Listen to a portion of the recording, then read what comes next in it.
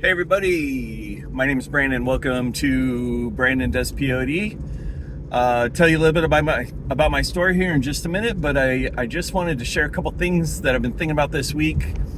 One is about running sales on Etsy for your print-on-demand business. The other one is about seasonal items. So we'll talk about both those things here real quick, but first, quick introduction. My name is Brandon. This channel is dedicated to real POD strategies and talk that is not guru-y or clickbaity at all. I'm just a guy who started a print-on-demand business about a year ago, and have just kind of trying to document the things I'm learning, the successes, the failures, all the beautiful stuff, and all the terribly ugly stuff in real time. No edits, very stream of consciousness. No fancy graphics, fancy microphone. I'm literally in my car. So welcome if you're new here. Shout out to my guy from Spain who started his Etsy shop about a week ago. So for those of you wherever you are in the world, thanks for jumping in. Here's something I've been thinking about.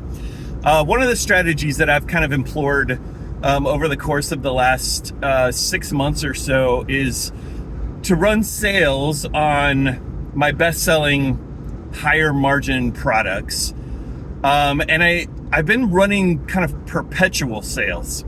So if you're familiar with like Kohl's, I think, I don't know this for sure, but the feeling I get is that Kohl's strategy is to basically always run a sale so that their customers feel like they're always getting a deal. And I'm not saying be deceptive, but what I've done is I've kind of raised my base prices on some of my better selling objects, and then run a 25% kind of sale discount on those things. And I've just kind of continually sort of perpetuated that month to month, because you can only run a sale for about 30 days at a time.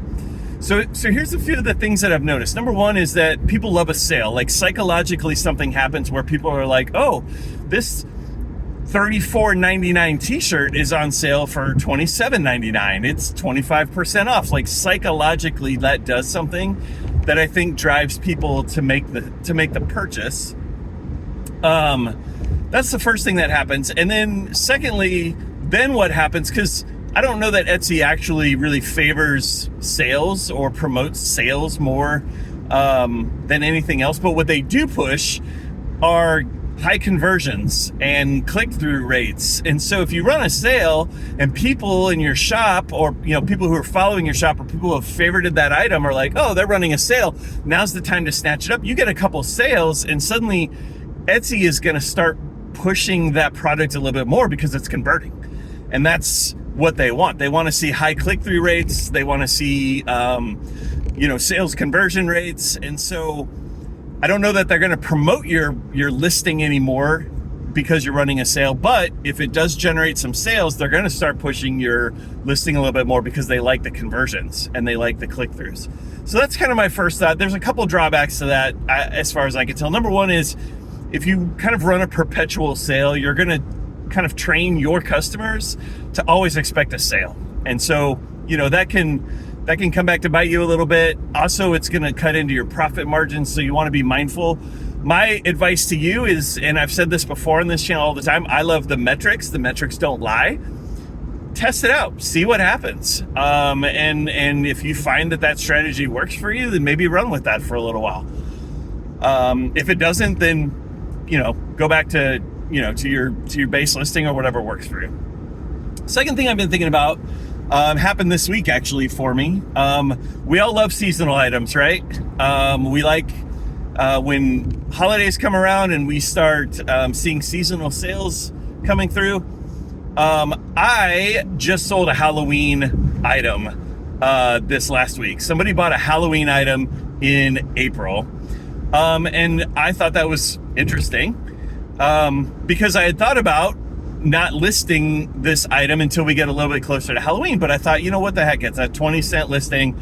Let's just put it out there and see what happens. And I'll be damned if somebody didn't buy it almost right off. And so rethinking seasonal listings, I think, is important as well. there's no sense to me, especially if the item is sold in the past, to not just continually have it listed, because people are weird, right? Like people are gonna buy things early because they're thinking ahead. They're going to decorate early because people are weird and they like to do that. And so you just never know what may happen. And again, I get a sale on this particular Halloween listing, Etsy's going to kind of still continue to push it to the appropriate people. And so just because you're outside of the season doesn't mean you shouldn't have seasonal listings posted for sale, because people will buy them. And so again, even just think, it's a 20-cent listing for whatever it is, 90 or 100, I think it's 120 days. 20 cents for 120 days, even one sale makes it worth having those seasonal items listed outside of the season. So a couple things just to think about. Don't trust me or anybody else, the gurus out there in YouTube land. Trust yourself, trust your numbers, trust your metrics, trust what's working for you and working for your shop.